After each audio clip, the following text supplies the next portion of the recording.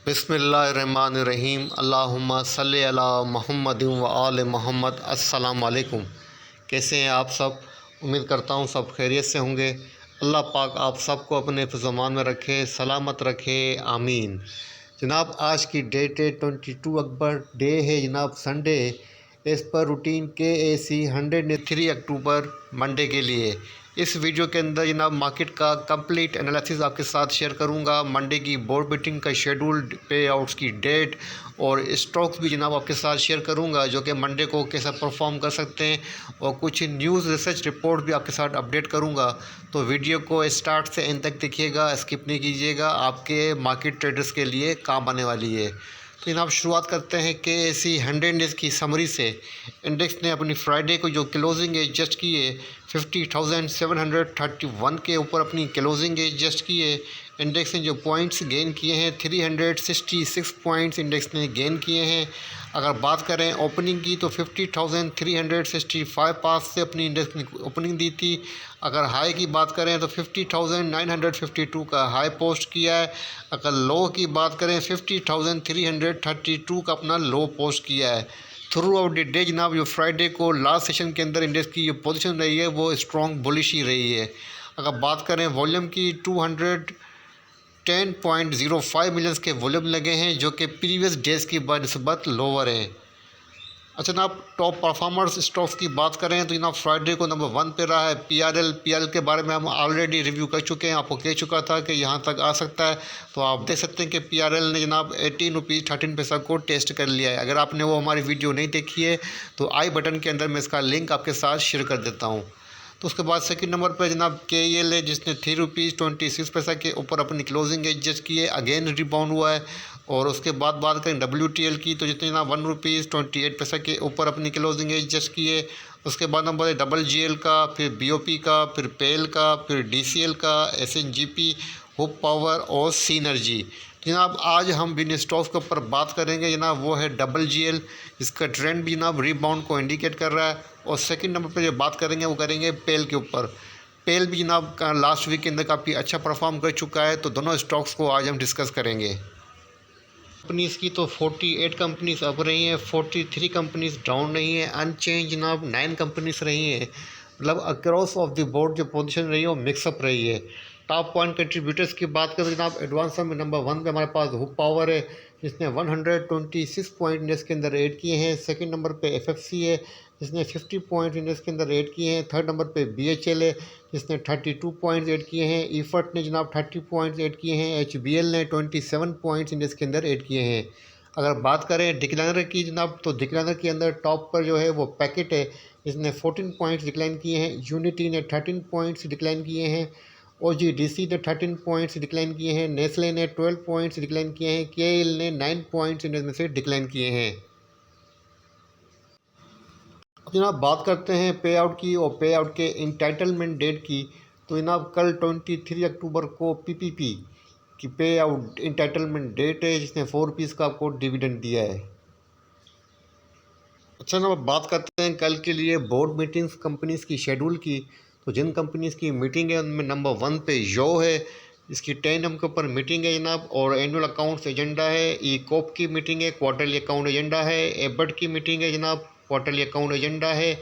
NPL की meeting है जनाब, उसके बाद CPPL की मीटिंग है और ATLH की मीटिंग है जनाब, उसके बाद KOHE की मीटिंग है और IBFL की मीटिंग है जनाब, उसके बाद LIF की मीटिंग है और PMPK की मीटिंग है और सिंडम की मीटिंग है और पाकरी की मीटिंग है और जनाब हैलन की मीटिंग है और CHCC की मीटिंग है। क्वार्टरली अकाउंट एजेंडा है। CHCC की सेकंड मीटिंग है, क्वार्टरली अकाउंट एजेंडा सितंबर 30, 2023। उसके बाद एंग्रो की भी मीटिंग है, क्वार्टरली अकाउंट्स एजेंडा है। LCI की मीटिंग है जनाब। तो कल के लिए बोर्ड मीटिंग की कंपनीज का शेड्यूल आपके साथ शो होते हैं। कुछ डेटा की तो आपके सामने पोर्टफोलियो इन्वेस्टमेंट डेटा, FIPI लिपि डेटा आपके सामने मौजूद है 20 अक्टूबर फ्राइडे का। और वीकली बेसिस के ऊपर हम बात करें तो जनाब वीकली बेसिस के ऊपर जो गोरे की पोजीशन है नेट वो बाइंग के ऊपर है जनाब। 2.32 US मिलियन की इन्होंने नेट बाइंग की हुई है और फॉरेन कारपोरेट ने 1.71 मिलियंस की बाइंग की हुई है और ओवरसीज़ पाकिस्तानीज़ ने जनाब 0.62 मिलियंस की नेट बाइंग की हुई है वीकली बेसिस के ऊपर। अगर हम बात करें जनाब इनकी डेली बेसिस के ऊपर, तो डेली बेसिस के ऊपर इनकी जो पोजीशन बन रही है वो ओवरऑल बाइंग के ऊपर है। 0.81 बिलियन की नेट बाइंग की हुई है इन्होंने फ्राइडे को 20 अक्टूबर को। अच्छा जनाब, अगर हम बात करें यहाँ पर सेक्टर वाइज पोजीशन, तो जनाब इनकी बाइंग मुझे नज़र आ रही है बैंकिंग सेक्टर के अंदर, और इसके अलावा नज़र आ रही है जनाब ऑयल एंड गैस एक्सप्लोर के अंदर, और टेलीकॉम सेक्टर के अंदर बाइंग नज़र आ रही है इनकी।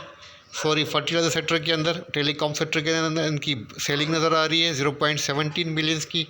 अगर हम बात करें जनाब उसके बाद लोकल डेटा की, तो लोकल डेटा में नंबर 1 पे आते हैं हमारे पास जनाब यहाँ पर इंडिविजुअल। अब बात करते हैं जनाब इंडिविजुअल की, तो लोकल में इंडिविजुअल की नंबर 1 पे पोजीशन सेलिंग के ऊपर है। 0.08 मिलियन की नेट उन्होंने सेलिंग की है। जहाँ अच्छी सेलिंग की है वो की है फर्टिलाइज़र सेक्टर के अंदर, जहाँ अच्छी बाइंग की है वो की है पावर सेक्टर के अंदर। इसके बाद हम बताएं कंपनीज़ का, तो कंपनीज़ की नेट पोजीशन भी जनाब सेलिंग के ऊपर है। 0.02 मिलियन की नेट सेल की हुई है। जहाँ अच्छी सेल की है जनाब वो की है बैंक्स के अंदर, और जहाँ इनकी बाइंग मुझे नज़र आ रही है जनाब वो नज़र आ रही है सीमेंट सेक्टर के अंदर और ऑयल एंड गैस मार्केटिंग के अंदर। इसके बाद हम बताएं बैंक्स का, तो बैंक्स की नेट पोजीशन भी सेलिंग के ऊपर है। बैंक की नेट सेल 0.20 मिलियंस की नेट इनकी सेल है, और जहाँ इन्होंने अच्छी सेलिंग की है वो की है बैंक्स ने बैंक्स के अंदर। और इसके अलावा जो उनकी बाइंग मुझे नज़र आ रही है वो नज़र आ रही है फर्टिलाइज़र सेक्टर के अंदर। इसके बाद नंबर आता है म्यूचुअल फ़ंड्स का, तो जनाब म्यूचुअल फ़ंड की नेट पोजीशन भी जनाब सेल के ऊपर है। 0.67 मिलियंस की नेट उन्होंने सेल की है। जहां अच्छी सेल की है वो की है बैंक्स के अंदर, और जहां इनकी मुझे बाइंग नज़र आ रही है वो नज़र आ रही है जनाब टेलीकॉम सेक्टर के अंदर। इसके बाद नंबर आता है अदर्स इंस्टीट्यूट का, तो अदर्स इंस्टीट्यूट्स की जो नेट पोजीशन है जनाब वो भी सेल के ऊपर है। 0.02 मिलियंस की नेट सेल की है, और जहां इन्होंने अच्छी सेल की है जनाब वो की इन्होंने जनाब फर्टिलाइज़र सेक्टर के अंदर, और जहां इनकी बाइंग मुझे नज़र आ रही है वो नज़र आ रही है जनाब ऑयल एंड गैस एक्सप्लोर के अंदर। इसके बाद बात करते हैं तो नंबर आता है ब्रोकर्स का। ब्रोकर्स की भी जनाब नेट पोजीशन सेल के ऊपर रही है फ्राइडे को। 0.07 बिलियन की नेट सेल की है। इसके बाद नंबर आता है इंश्योरेंस कंपनीज़ का, तो जनाब इंश्योरेंस कंपनीज़ की नेट पोजीशन बाइंग के ऊपर रही है। 0.27 बिलियन की नेट बाइंग की है, और जहां इन्होंने अच्छी बाइंग की है जनाब वो की है जनाब इन्होंने कंपनीज़ की, तो इंश्योरेंस कंपनीज़ की नेट पोजीशन बाइंग के ऊपर है। 0.27 बिलियन की नेट बाइंग की है। जहां अच्छी बाइंग की है वो की है फर्टिलाइज़र सेक्टर के अंदर, और की है जनाब सीमेंट सेक्टर के अंदर। तो लोकल प्लेयर्स के अंदर जस्ट सीमेंट आपको इंश्योरेंस कंपनी जो आपको नज़र आ रही है बाइंग के ऊपर, बाकी तमाम के तमाम प्लेयर सेल के ऊपर है। और जो एक्टिव सेक्टर मुझे नज़र आ रहे हैं वो फर्टिलाइज़र सेक्टर, बैंक सेक्टर और ऑयल एंड गैस। अच्छा जनाब, अब बात करते हैं पाकिस्तान स्टॉक एक्सचेंज के टेक्निकल चार्ट की। तो पीएसएस का डेली चार्ट आपके सामने ओपन है। चार्ट को थोड़ा सा जूम कर देते हैं ताकि कैंडलस्टिक पैटर्न आपके सामने रख सकूं। तो जनाब यहाँ पर आप देख सकते हैं कि जो फ्राइडे को क्लोजिंग हुई है 3 आउटसाइड अप पैटर्न के ऊपर हुई है। बुलिश दोजी कैंडलस्टिक बन रही है, और इंडेक्स की पोजीशन जनाब अगेन यहाँ पर जो थोड़ी बहुत इंडेक्स ने करेक्शन ली थी, और हमें यहाँ पे जो थोड़ी बहुत प्रॉफिट टेकिंग नज़र आई थी इस लेवल के अंदर, इस रीजन के अंदर, अब यहाँ से अगेन इंडेक्स आपको ऊपर जाता हुआ नज़र आ रहा है। तो इंडेक्स की पोजीशन अगेन जो है वो स्टेबल हुई है, और एग्रेसिव बुल जनाब इस बार वापस आया है। अगर हम बात करें जनाब यहाँ पर आरएसआई की, तो आरएसआई जनाब 83 के ऊपर स्टैंड है, मतलब हाईली ओवरबॉट पोजीशन है। वॉल्यूम की बात करूं तो जनाब यहाँ पे आप देखें वॉल्यूम के अंदर स्लाइटली डिक्लाइन है, लेकिन फिर भी अपने 5 डेज़ का जो एवरेज वॉल्यूम बनता है उसके अबव है। 210.05 मिलियंस के वॉल्यूम लगे हैं, जो कि तकरीबन अपने 5 डेज़ का एवरेज वॉल्यूम है उसके अबव है। तो जनाब इंडेक्स की जो पोजीशन है डेली चार्ट के ऊपर अभी तक स्टेबल है, और कोई मुझे यहाँ पर रिवर्सल साइन फ़िलहाल नज़र नहीं आ रहा है। ना कैंडलस्टिक पैटर्न इंडिकेट कर रहा है सेलिंग को, ना मूविंग एवरेज इंडिकेट कर रहा है, ना आरएसआई इंडिकेट कर रही है।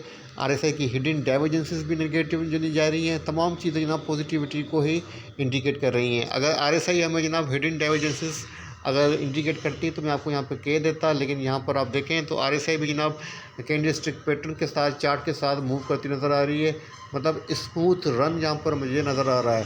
तो जनाब इंडेक्स की ये पोजीशन है, अब मुझे लग रहा है कि शॉर्ट टर्म के ऊपर जो रेजिस्टेंस है वो 50,886 की है, और जो सेकंड रेजिस्टेंस है वो 51,488 की है। इंडेक्स ने अपनी जो क्लोजिंग एज जस्ट की है 50,731 के ऊपर की है। शॉर्ट टर्म की सपोर्ट की बात है जनाब तो 50,666 की सपोर्ट है, और सेकंड सपोर्ट 50,349 की है कल 23 अक्टूबर को डेली चार्ट के ऊपर। तो जनाब इंडेक्स की पोजीशन को देखते हुए मैं आपको यही सजेस्ट करूंगा कि आप बाय के ऊपर रहें, बाय और वीकनेस के ऊपर रहें। मोस्टली कोशिश कीजिएगा कि उन स्टॉक्स में बाय कीजिएगा जो मतलब अपने बुलिश ट्रेंड को स्टार्ट कर रहे हों, या जिनके अंदर जो ट्रेंड रिवर्सल जस्ट अभी वो स्टार्ट हुआ हो। ऐसा ना हो कि आप उन स्टॉक्स के अंदर एंट्री करें जिनका ट्रेंड एंड होने वाला हो। तो कोशिश करके अभी करंट सिनेरियो के अंदर आप फ्यूचर ट्रेडिंग से अवॉइड करें और कोशिश करें कि, क्योंकि जनाब अभी आप जिस लेवल के ऊपर ट्रेड कर रहा है KSE 100 डेज ईएस का 7 ईयर्स का अबाव लेवल है, तकरीबन 2017 के लेवल के ऊपर इंडेक्स ट्रेड करता हुआ नज़र आ रहा है। तो यहाँ पे आपको थोड़ी सी काशियस अप्रोच अडॉप्ट करनी चाहिए, क्वांटिटी कम रखनी चाहिए। ऐसा ना हो कि आप हेवी क्वांटिटी बाइंग करें। तो इन लेवल के ऊपर काशियस अप्रोच रखते हुए आपको जो है बाइंग की पोजीशन लेनी चाहिए। ठीक है ना। तो ये था KSE 100 डेज का एक छोटा सा रिव्यू। अब बात करते हैं जनाब स्टॉक्स की। मैंने कहा था कि 2 स्टॉक्स आपके साथ डिस्कस करूंगा। एक कहा था WGL और दूसरा स्टॉक कहा था जनाब पाक इलेक्ट्रॉन पेल। तो दोनों का एनालिसिस आपके साथ शेयर कर देता हूं डेली चार्ट के ऊपर। अगर आप कुछ सीखना चाहते हैं और मार्केट के अंदर सीख के काम करना चाहते हैं तो जनाब उसके लिए हमारा ये कोर्स अवेलेबल है। 1 मंथ का टेक्निकल एनालिसिस का कोर्स है जिसकी टोटल फ़ीस 5000 है। लिमिटेड सीट्स इसकी अवेलेबल है। अगर कोई भी ज्वाइन करना चाहता है तो मुझे व्हाट्सअप करे, मैं आपको उसको इनरोल कर दूंगा। बात करते हैं स्टॉक्स की। तो हमारा जो फर्स्ट स्टॉक था वो था WGL गनी ग्लोबल होल्डिंग लिमिटेड। तो उसका डेली चार्ट आपके सामने ओपन है। WGL ने अपनी जो क्लोजिंग एडजस्ट की है फ्राइडे को 10 रुपीज़ 69 पैसे की प्राइस के ऊपर किए। और चार्ट पर जनाब यहाँ पे आप देख सकते हैं कि इसका जो ट्रेंड है वो बुलिश है, हायर हाई पोस्ट करता हुआ नज़र आ रहा है। और जो कैंडलस्टिक पैटर्न बना है जनाब 3 आउटसाइड अप पैटर्न बना है और स्लोली ग्रेजुअली जनाब ये अपवार्ड करता हुआ नज़र आ रहा है। तो जनाब अब इसके पास जो रेजिस्टेंस बनती है शॉर्ट टर्म के ऊपर डेली चार्ट के ऊपर वो 10 रुपीज़ 94 पैसा की प्राइस है। और जो सेकंड रेजिस्टेंस है वो 11 रुपीज़ 44 पैसा की प्राइस है। अगर बात करूं जनाब सपोर्ट की तो फर्स्ट सपोर्ट 10 रुपीज़ 32 पैसा की प्राइस से लेके 10 रुपीज़ 18 पैसा की प्राइस के पास सपोर्ट है। क्लोजिंग 10 रुपीज़ 69 पैसा के ऊपर की है। तो आप जनाब सपोर्ट के ऊपर इसके अंदर बाइंग पोजीशन ले सकते हैं। इसकी RSI चेक कर लेते हैं। तो जनाब इसकी RSI 68 है, अच्छी RSI है। वॉल्यूम की बात करें तो वॉल्यूम के अंदर भी जनाब कंटिन्यू यहाँ पर आप देखें तो वॉल्यूम अपने एवरेज वॉल्यूम से अबव वॉल्यूम यहाँ पर इंडिकेट हो रहे हैं। तो ओवरऑल पोजीशन जनाब बाइंग को फेवर कर रही है। तो WGL का अगर मेजर ट्रेंड दिखा जाए, चार्ट को थोड़ा सा जूम कर दूं तो जनाब यहाँ पे आप देखें तो उसका WGL का जो मेजर ट्रेंड है वो आपको बेरिश नज़र आएगा। वो तकरीबन जनाब काफ़ी लॉन्ग टाइम से ये एक बेरिश साइकिल के अंदर ही हमें ट्रेड करता हुआ नज़र आ रहा है। और अभी तक जनाब यहाँ पर आप देख रहे होंगे तो अपनी समझ लें कि बॉटम के पास ही ट्रेड कर रहा है और यहाँ पे ट्रेंड इसका रिबाउंड होने की कोशिश कर रहा है। तो यहाँ पे इसके अंदर स्पेस काफ़ी है जनाब ऊपर जाने के लिए। अगर मैं कहूँ तो WGL अगर हम 2-3 साल के लिए इन्वेस्टमेंट करें तो ये बहुत अच्छा स्टॉक होगा और एटलीस्ट आपकी इन्वेस्टमेंट ये डबल भी कर सकता है। लेकिन बहरहाल हम बात कर रहे हैं डेली चार्ट की, शॉर्ट टर्म की। तो शॉर्ट टर्म के अंदर भी इसकी पोजीशन अच्छी है और बुलिश ट्रेंड के अंदर है, बाइंग की जा सकती है। टारगेट आप सेट कर सकते हैं 11 रुपीज़ 44 पैसा का और बाइंग सपोर्ट के ऊपर कर सकते हैं। चलो अब बात करते हैं हमारे सेकंड स्टॉक पाक इलेक्ट्रॉन पेल की। तो पेल का डेली चार्ट आपके सामने ओपन है और यहाँ पे डेली चार्ट के ऊपर आप देख सकते हैं कि पेल ने जनाब ब्रेकआउट भी दिया है और तकरीबन जनाब जो प्राइस बनती थी 12 रुपीज़ 5 पैसा की, इसके अबाउ गया है ब्रेकआउट देके। अपनी क्लोजिंग जो एडजस्ट की है इसने 13 रुपीज़ 21 पैसा की प्राइस के ऊपर अपनी क्लोजिंग एडजस्ट की है। और अगर हम बात करें चार्ट को थोड़ा सा जूम करके कैंडलस्टिक पैटर्न की, तो जनाब कैंडलस्टिक पैटर्न जो बना है वो बना है जनाब बेरिश डोजी कैंडलस्टिक बनी है। कोई मसला नहीं है, थोड़ी बहुत करेक्शन भी ले सकता है। इसके पास जो सपोर्ट है जनाब वो 12 रुपीज़ 65 पैसे की सपोर्ट है। अगर शॉर्ट टर्म की रेजिस्टेंस की बात करूं तो जनाब 13 रुपीज़ 35 पैसे की इसके पास रेजिस्टेंस है। अगर इसने इस रेजिस्टेंस को ब्रेक किया था फ्राइडे को लेकिन सस्टेन नहीं कर पाया है, तो ये अगर रेजिस्टेंस ब्रेक होती है 13 रुपीज़ 35 पैसा की तो फिर आपको ये डायरेक्ट विदाउट एनी स्टॉप आपको ये 14 रुपीज़ 35 पैसा की प्राइस को टेस्ट करता हुआ नज़र आ सकता है।